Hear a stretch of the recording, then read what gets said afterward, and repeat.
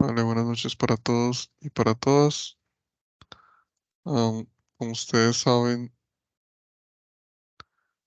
estamos en el curso de sistemas de comunicaciones y estamos en la tarea 3, modulación angular. Recuerden que estamos en la unidad 2, que se trata de modulación analógica angular de frecuencia y de fase, y que ya pasamos a la unidad 1, que hablaba de modulación analógica de amplitud. Estas dos unidades son importantes para eh, también la tarea 5, componente práctico. Y esta tarea 5 está en desarrollo actualmente, también desde el 30 de octubre, como la tarea 3, pero para la tarea 5 tienen más tiempo. Tienen hasta el 17 de diciembre. Entonces, por favor, pueden ir adelantando parte de la tarea 5 también, a lo que tiene que ver con modulación de amplitud y modulación de frecuencia, para que no eh, se les haga tarde con esta tarea 5, que son 150 puntos sobre 500. Esta tarea 3 son 50 puntos sobre 500 y deben entregarla antes del 19 de noviembre a las 11:55 de la noche. Bueno, vamos a ver de qué se trata entonces esta tarea 3. Recuerden que en el entorno de aprendizaje encuentran las referencias propuestas de la unidad 2, modulación analógica angular de frecuencia y de fase, que están basadas en el libro de Fundamentos de Sistemas de Comunicaciones Analógicas de Pinto García.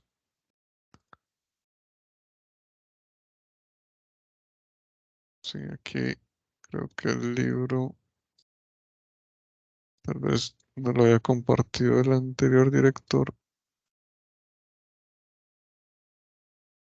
Estoy mal. Mm,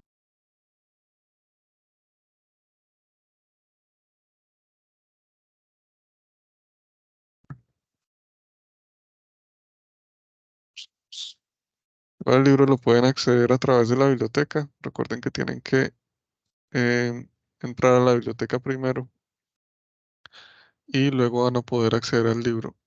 Este, este libro, entonces, aquí está el texto completo o la descarga que les permite como revisarlo por un tiempo, o prestarlo por un tiempo. Y aquí están subiendo las páginas 60, 73 y 83, 88.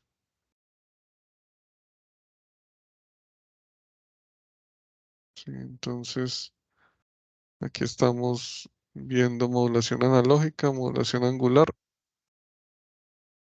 que es FM, y aquí nos muestra cómo se hace el análisis matemático de la modulación angular, que es parte de la tarea que ustedes tienen que hacer.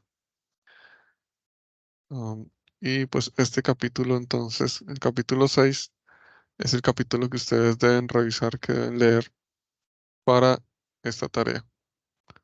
¿Sí? Aquí muestra, por ejemplo, cómo es la variación de una portadora, una señal moduladora y cómo sale la señal modulada. Sí, vamos a ver también un poco de esto. Entonces, les presento acá. Están viendo ustedes, no, esto no es.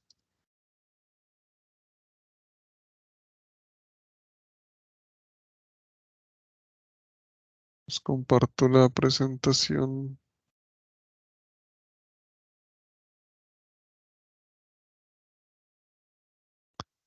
Listo, ahí deberían estar viendo ustedes la presentación. Entonces,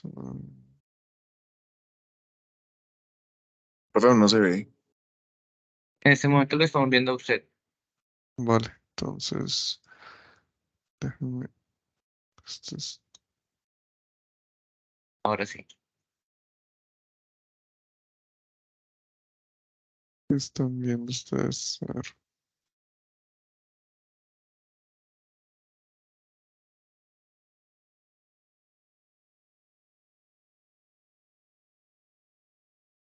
¿cuál ventana está compartiendo? La del Teams. El Teams, sí, eso no es. Ahora sí, Ahí ya. listo. Entonces, esta tarea 3 de modulación angular la deben entregar antes del 19 de noviembre, antes de las 11:55 de la noche. Son 50 puntos, es en grupo. Entonces hay varios puntos que son grupales y otros puntos que son independientes. La idea es que los puntos grupales, cada uno haga sus aportes en el foro colaborativo y elijan las mejores respuestas en el grupo.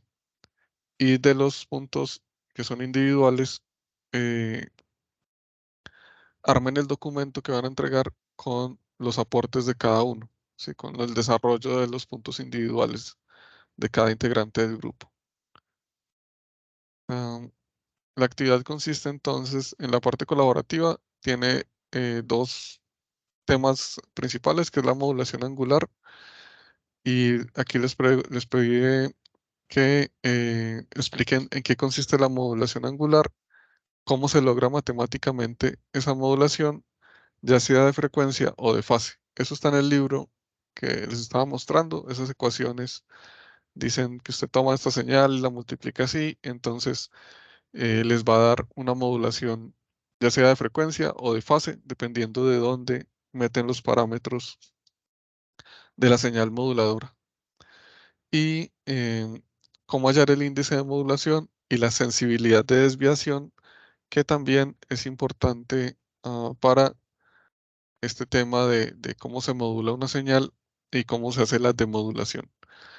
Entonces, también les piden eh, hacer una consulta sobre las funciones de Bessel. ¿Qué son esas funciones? ¿Para qué sirven? ¿Y cómo se utilizan? Esta es la primera parte. Son consultas colaborativas. La idea es que cada uno consulte estos temas, compartan el foro sus respuestas y entre todo el grupo elijan las mejores respuestas.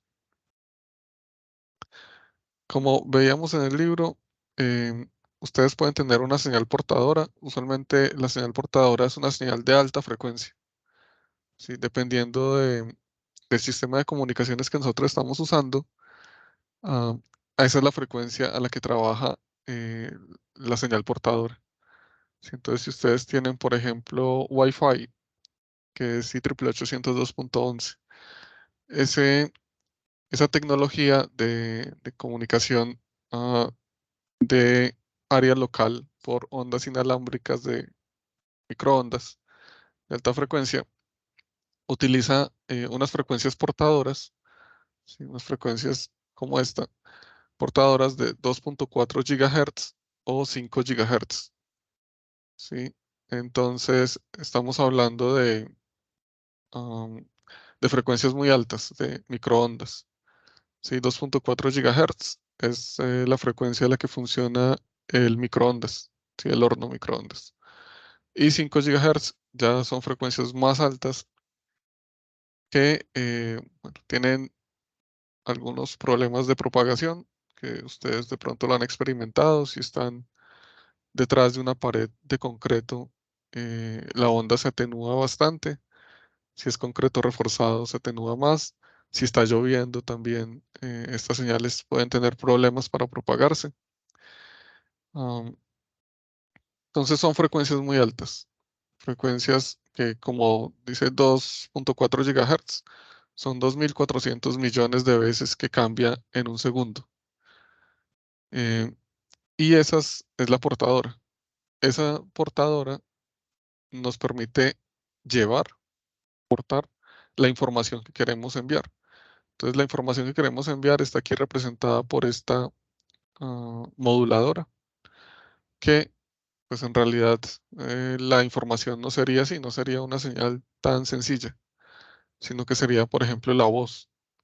Sí, habría un montón de cambios que nos dicen qué información queremos transmitir. Entonces, si fuera una señal de voz, estaría cambiando todo el tiempo, pero cambiaría mucho más despacio que la portadora. ¿Sí? Si la portadora cambia 2.400 millones de veces por segundo, una señal de voz puede cambiar 8.000 veces por segundo o 20.000 veces por segundo, no 2.400 millones de veces. Entonces, esa señal portadora tiene una frecuencia mucho más alta que la señal moduladora y la moduladora tiene la información que yo quiero transmitir. Entonces, lo que vamos a hacer es cómo metemos esta información que quiero transmitir dentro de esta portadora. Y una forma de hacerlo, ustedes ya vieron la modulación por amplitud, que es variar la amplitud de la señal portadora con base en la moduladora, en los cambios de la moduladora. Aquí vamos a variar es la frecuencia. Entonces podemos cambiar la frecuencia de la portadora en un rango de frecuencias, ¿sí? Entre un rango superior y un rango inferior alrededor de la frecuencia de la portadora, dependiendo de cómo va variando esta señal moduladora. Entonces aquí vemos que, por ejemplo, cuando pasa por cero, dice que no hay modulación. Cuando tiene una pendiente más alta, entonces la frecuencia va disminuyendo y cuando tiene una frecuencia más baja, la frecuencia va aumentando. Entonces estos cambios de frecuencia nos indican la información que trae esta señal moduladora. Entonces aquí, digamos, podemos ver cómo la frecuencia cambia. ¿Sí? Aquí cambia, aquí hay una frecuencia más baja y aquí hay una frecuencia más alta. ¿Sí? Y lo mismo aquí abajo, aquí hay una frecuencia más alta, aquí hay una frecuencia más baja. Entonces todo eso depende de cómo nosotros decidimos modular esta señal con base en la información que queremos transmitir.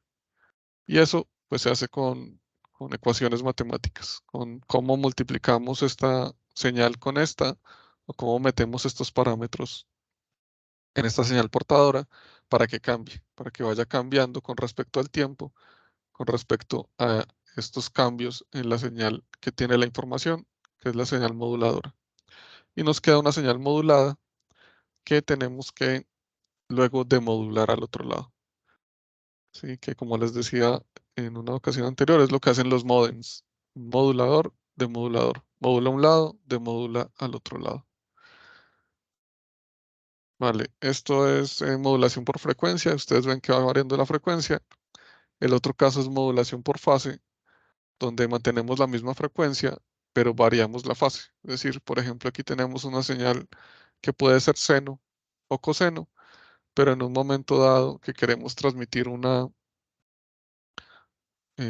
información que está cambiando aquí en la señal moduladora, podemos cambiar de seno a coseno o podemos cambiar no tan drásticamente 90 grados, sino 30 grados o 20 grados o 40 grados de la fase.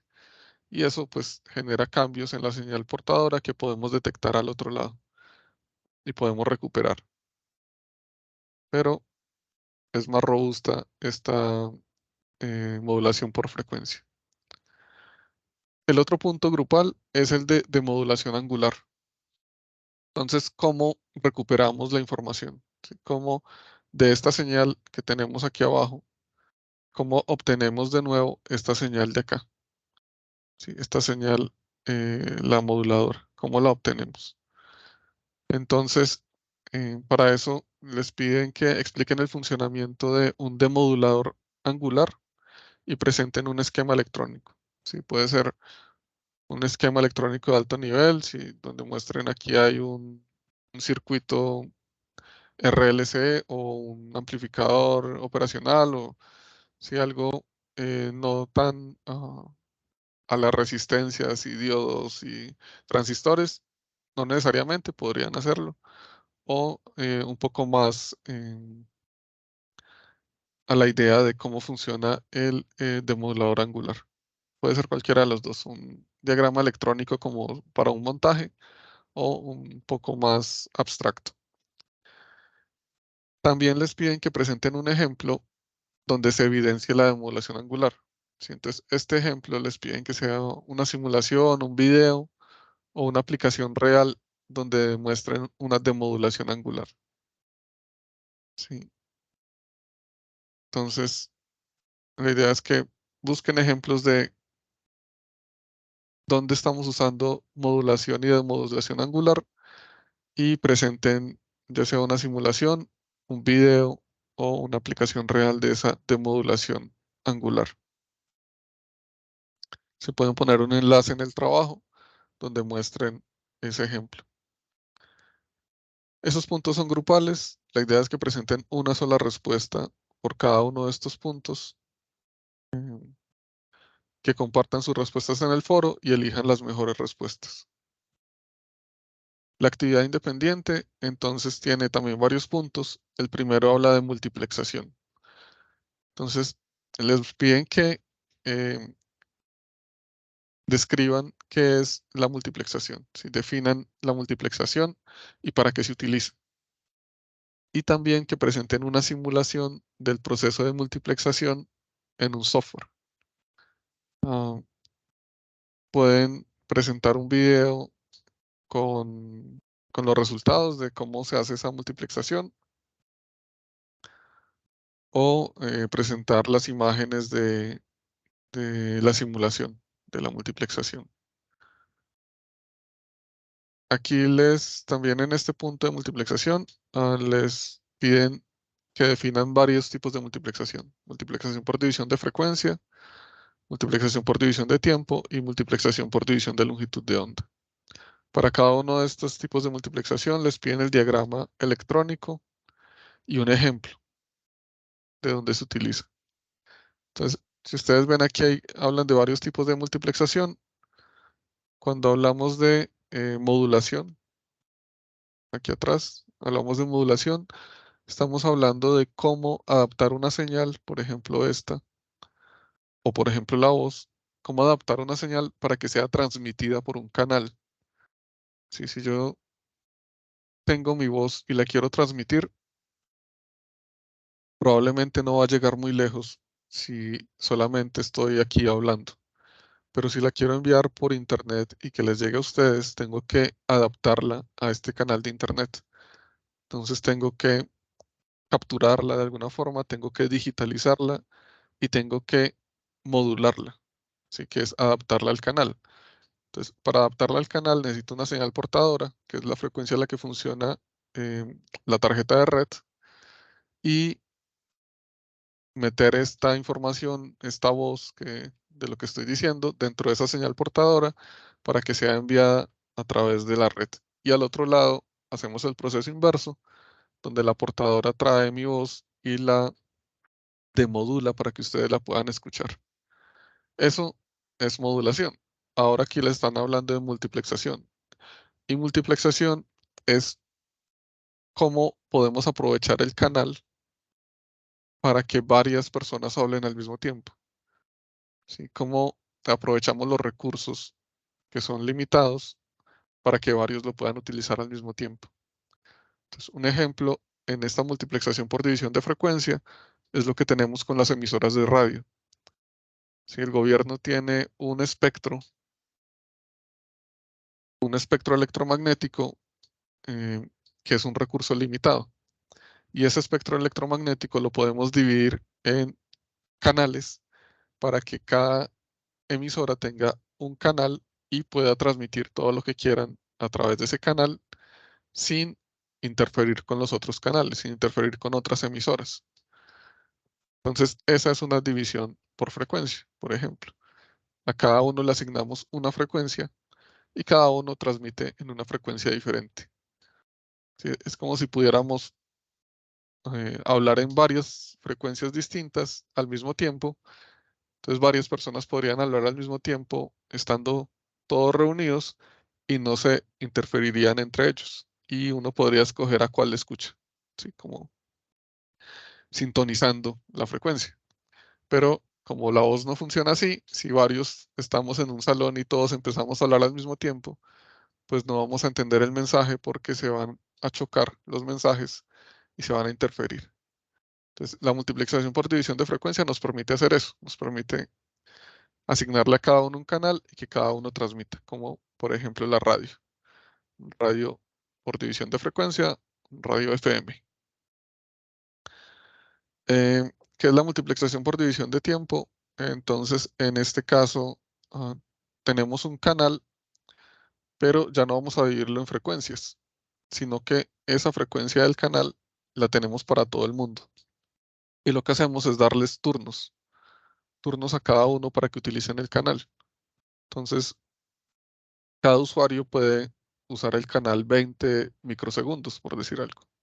Entonces envían un mensaje y cuando le vuelve a tocar el turno pueden continuar ese mensaje o ya esperar la respuesta hasta que vuelva. Entonces, si usamos estas dos cosas, división de frecuencia y división de tiempo, podemos dividir el espectro electromagnético en canales y cada uno de esos canales lo podemos dividir en franjas de tiempo, donde le damos acceso a cada usuario por un tiempo limitado.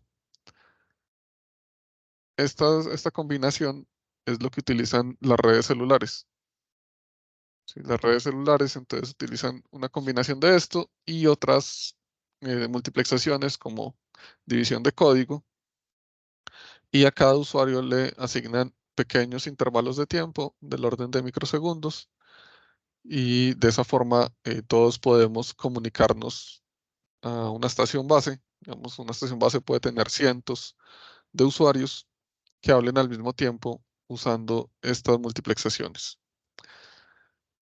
¿Qué es la multiplicación por división de longitud de onda? Entonces esto es algo muy parecido a la división de frecuencia. Si ustedes recuerdan una frecuencia que se mide en kilohertz, pues en hertz, kilohertz, megahertz, gigahertz, es equivalente a las longitudes de onda. ¿Sí? Las longitudes de onda que medimos en centímetros o milímetros o micrómetros son proporcionales a las frecuencias. Pero hablamos de longitudes de onda cuando estamos hablando de ondas de muy alta frecuencia, ¿sí? Ondas por encima de las microondas usualmente. Entonces, aquí esta multiplexación por división de longitud de onda, usualmente estamos hablando desde comunicaciones ópticas, ¿sí? Cuando estamos hablando de transmitir con láseres o con LEDs láser. Entonces son frecuencias muy altas, frecuencias cercanas a la luz visible, y ya no hablamos tanto de la frecuencia, sino que más bien usamos la longitud de onda, que son como cifras más pequeñas y más fáciles de entender. Entonces, si tenemos un cable de fibra óptica y queremos transmitir varios láser por esa fibra, entonces podemos usar esta técnica de multiplexación por división de longitud de onda. ¿Sí? ¿Alguna pregunta hasta ahí? No, señor. Vale. Entonces, este es el primer punto de la actividad independiente, esto de multiplexación. Son estas 4 consultas. El segundo punto independiente es lo mismo que hicieron en AM, pero ahora en FM. Es buscar una emisora que quede cerca de su localidad o en su ciudad. Revisar en qué frecuencia está asignada esa emisora, qué tipo de emisora es. Sí, aquí tienen que hacer primero la consulta de cuál es clase A, clase B y clase C en estaciones de radio FM, y luego entonces mirar esa emisora, cuál es la frecuencia de la emisora, cuál es la clasificación de la emisora y cuál es la longitud de onda de la emisora, pues que lo sacan de esta frecuencia. Eso es este punto. Y el último punto son unos ejercicios. Entonces aquí les van a dar una sensibilidad de desviación de frecuencia sobre voltaje y una ecuación de la señal moduladora y la señal portadora.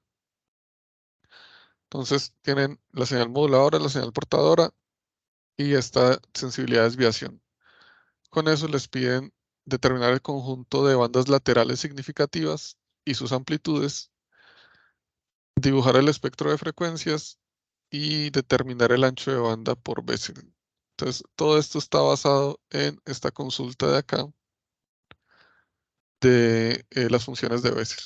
¿Sí? Es una explicación de las funciones de Bessel y esta consulta de cómo se logra matemáticamente la modulación. Y el otro punto es, usando la tabla de coeficientes de Bessel, encontrar los componentes de amplitud del espectro de una señal cuando el mensaje es un tono de frecuencia, de esta frecuencia FM, y la desviación de frecuencia es esta de 3.5 kHz por B sub m, donde A1 y A2 son los últimos dígitos de la cédula y A3 es la suma de esos dos. Entonces aquí tienen que estimar el índice de modulación y el ancho de banda. Entonces esto básicamente funciona así. Si tienen una desviación, una sensibilidad de desviación K sub F, que está en kilohertz por voltios o frecuencia sobre voltaje, y tienen una señal moduladora, en este caso 10 coseno de 25 kilohertz, y una portadora que es 50 por el coseno de 60 megahertz. Entonces les piden eso, determinar el número de conjuntos de bandas laterales significativas, amplitudes, espectro de frecuencias, ancho de banda por Bessel. Y aquí está la ecuación de cómo se ve la señal modulada en FM. Entonces tienen el voltaje de la señal portadora, que en este caso es 50, por el coseno de la frecuencia de la portadora en radianes, que es 2pi por 60 MHz, más el teta sub m, que es el índice de modulación, por el seno de omega sub m, que es la frecuencia de la moduladora en radianes, o sea, 2pi por 25 kHz por t. Entonces aquí hay que calcular el índice de modulación, que sería el delta sub f, que es la desviación máxima de frecuencia, sobre f sub m, que es la frecuencia de la moduladora en hertz, y el delta sub f es la desviación máxima de frecuencia, que es la sensibilidad de desviación k sub f por el voltaje de la moduladora, que es 10 acá, de sub m. Entonces eso les da 3.1 por 10, les da 31 kHz, y el índice de modulación es ese delta sub f, 31 kHz, sobre f sub m, que es 25 kHz, y eso les da 1.24. Entonces, este índice de modulación es importante para el tema de Bessel, para el cálculo de Bessel. Y reemplazando esto acá, estos valores que nos dieron acá, entonces tenemos B sub c, que es 50 por el coseno de 2pi por omega sub c, que es 2pi por 60m por t, más el teta sub m que calculamos acá, 1.24 por el seno de 2pi por 25 kHz por t. Esta es la señal de la ecuación de la señal modulada, y con esto vamos entonces al libro de fundamentos de sistemas de comunicaciones analógicas, y aquí podemos ver que vamos a tener unos índices de Bessel, que son estos que están acá, que son J sub 0, 1.2, J sub 1, 1.2, J sub 2, J sub 3, y en 0 pues tenemos la frecuencia de la portadora, en 1 tenemos la frecuencia de la portadora, menos y más la frecuencia de la moduladora. Luego en el segundo componente está 2 veces la portadora, 2 veces la moduladora, más 2 veces la moduladora acá. Y esas son como las bandas laterales. O sea, es decir, cada una de estas señales tiene información importante de la señal moduladora sobre la portadora. Entonces, estos J sub 0 son los índices de Bessel que tenemos que resolver, y esta variación que tiene aquí este coseno de 2pi por 60, donde aquí tenemos coseno de 2pi por 60 menos 25, menos coseno de 2pi por 60 más 25, Aquí coseno de 2pi por 60 menos 2 veces 25 y menos coseno de 2pi por 60 más 2 veces 25 y así. Esto va aumentando, pero cada vez que aumenta, estos componentes pierden importancia, ¿sí? Contribuyen cada vez menos a la señal, a la información que transmite la señal. Entonces, ¿cómo sabemos cuáles son importantes de estos coeficientes, ¿sí? De estos componentes? Para eso necesitamos entonces eh, revisar la tabla de Bessel y mirar estos valores. Entonces, aquí podemos ver que este Bessel nos dice que necesitamos calcular un beta y ese beta nos da cuáles son los componentes significativos. Si ustedes ven aquí, usualmente J0 y J1 son los significativos hasta 0.9. Luego, desde 1 ya empieza a ser J2 significativo. Y bueno, esto es una tabla que puede ir aumentando mucho más. Pero aquí entonces teníamos que este M, este beta, este coeficiente beta, en este caso es 1.2. Sí, que fue el que calculamos, este 1.2 que calculamos acá, este teta sub m, el índice de modulación. Entonces ese 1.2 lo buscamos acá y nos dice que los componentes significativos son los tres primeros, J0, J1 y J2. Entonces son este J0, J1 y J2. Es decir, este componente de acá no es necesario tenerlo en cuenta. Solamente estos tres primeros componentes, J0, J1 y J2. Y esta es como esa descomposición de esta señal en sus componentes más significativos. Algo parecido a lo que hacemos con Fourier. ¿Sí? Cuando hacemos la transformación de Fourier.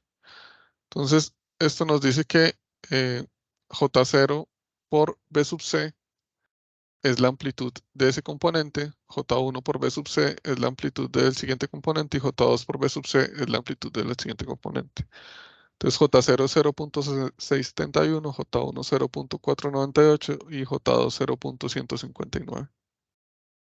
Entonces lo multiplicamos por 50 y eso nos da el valor de cada uno de esos componentes y las frecuencias son 60, 60 más 0.25 MHz, 60 más 0.50 MHz. Y el ancho de banda real de Bessel entonces depende de si m es menor que 1, es 2 veces la frecuencia de emulación, y si m es menor que 10, pero mayor que 1, es 2 veces la desviación de frecuencia.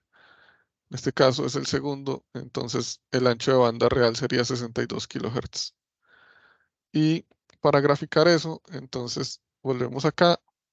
La componente principal tiene 33.55 de amplitud y está en 60.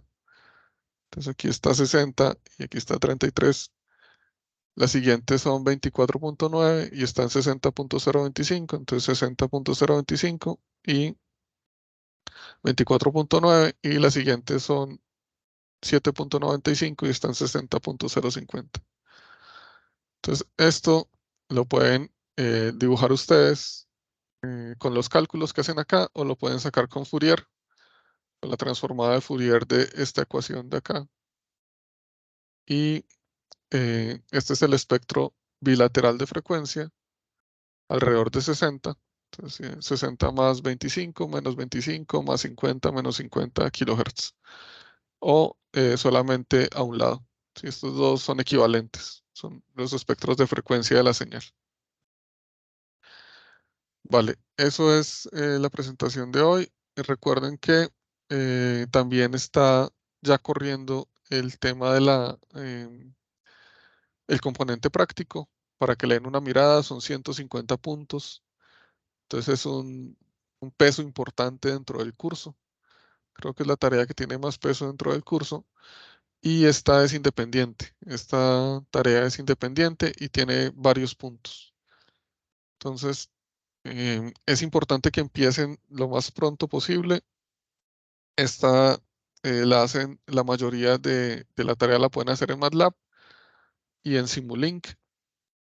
Vamos a programar una conferencia en las próximas semanas para hablar del componente práctico. Vale. ¿Alguna pregunta hasta acá? No, profe, ninguna de mi parte. Entonces, Más adelante creo que sí le voy a preguntar mucho, pero por el momento no. listo. Lo último es que participen en el foro. Está el de la unidad 2, tarea 3. Entonces, el foro, aquí les puse cuánto tiene de peso cada punto. La actividad grupal, que son esas consultas, son 10 puntos sobre 50. La actividad individual son 15 puntos de la multiplexación, la consulta sobre multiplexación, 10 puntos el Plan Nacional de Radiodifusión Sonora y otros 10 puntos de ejercicios matemáticos, 5 puntos de participación en el foro y citas y referencias bibliográficas. Entonces, para que tengan eso en cuenta, la tarea 5, y también está en el foro, tarea 5 son un montón de puntos.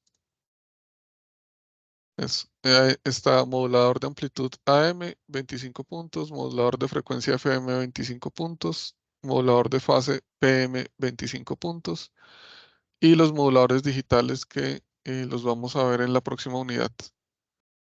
¿Sí? La idea es que todo esto pues se simula en MATLAB. Entonces, más adelante vamos a hacer una sesión para trabajar MATLAB y Simulink. Pero para que tengan en cuenta esto también, y si pueden ir adelantando esta modulación de AM y probablemente estas dos en el transcurso de esta tarea 3, mucho mejor, para que no les coja la Profe, qué tarde pena. con esto, señor. Profe, yo tengo una duda. Bueno, del componente, pues hay una parte que es grupal, pero pues me ha sucedido en otros cursos que pues doy de pronto mis aportes en el foro y los compañeros no contestan, se les envía correo y pues no hay respuesta. En ese caso, pues se anexaría solamente lo que uno haga, ¿verdad? Sí, sí, sí. Sí, no, si los compañeros no responden en el foro, no hay problema. La idea es que puedan ustedes esta parte grupal de la tarea 3, puedan ustedes compartir sus aportes en el foro y encontrar las mejores respuestas entre todos, entre todo el grupo. Pero si sus compañeros no contestan, no participan en el foro o aparecen los últimos 2 o 3 días, pues es muy difícil coordinar el trabajo grupal así. Entonces, no, si ellos no participan en el foro, pueden entregar todo el trabajo de forma independiente. Lo ideal es que lo entreguen de forma grupal, pero pues hay grupos donde solo participa uno, entonces no hay problema. Ok, profe, gracias. Vale, eso es todo lo que tenía para hoy. Entonces, por favor, hagan las consultas que les están pidiendo ahí. Revisen el libro que tiene la información sobre la modulación de amplitud, el tema de esas bandas laterales y los coeficientes de Bessel. Entonces, que les dice cuáles son los componentes importantes que tiene la información para que lean esto y puedan resolver tanto las consultas como las tareas y las simulaciones que les están pidiendo. ¿Sí? Profe, Eso, disculpe, yo tengo una duda. Yo sí no sé manejar esa biblioteca. Normalmente siempre busco por Google todo, pero la biblioteca me queda muy duro. Y em, normalmente cuando comienzo a darle clic al link, me sale en una... No, o sea, no me sale el libro, no me sale nada de eso. ¿Cómo sale? ustedes tienen que entrar, cuando entran al campus, buscan la e-biblioteca. No sé si a ustedes les sale esta misma pantalla y aquí entran a e-biblioteca y con eso se, se loguean dentro de la biblioteca. O aquí, por aquí está la biblioteca. Aquí cuando entran a los cursos, por aquí está biblioteca. Entonces ustedes le dan ahí y con eso entran con su usuario, digamos, a la biblioteca. Y después de eso pueden entrar al curso,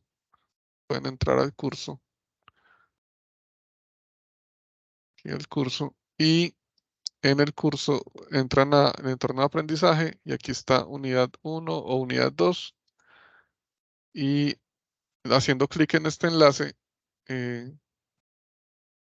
puede que no les funcione la primera vez, pero la segunda vez debería abrirles esto. Si ustedes vuelven y cierran acá y vuelven y le dan clic y debería abrirles este libro. Y aquí está para descarga completa o para consulta a través del navegador. Entonces pueden consultarlo acá. Y aquí pueden buscar el capítulo sobre modulación angular, que es el que estamos trabajando ahorita. Igual pueden buscar más referencias en internet y pueden buscar también en la ayuda de MATLAB para hacer las simulaciones. Eso pues todo está permitido mientras sean fuentes confiables. Sí, es importante que revisen que la información que van a consultar sea de fuentes confiables y que la incluyan en las referencias del trabajo que van a entregar. Simplemente citan diciendo esto lo tomé de tal parte y ponen la referencia al final del documento. Esto sí, señor. Gracias. Vale. Muchas gracias por su atención. Más tarde o mañana subo entonces el video de esta conferencia. Que tengan una buena noche. Listo, profe, igualmente, muchas gracias. Igualmente, hasta Gracias. luego. Hasta luego.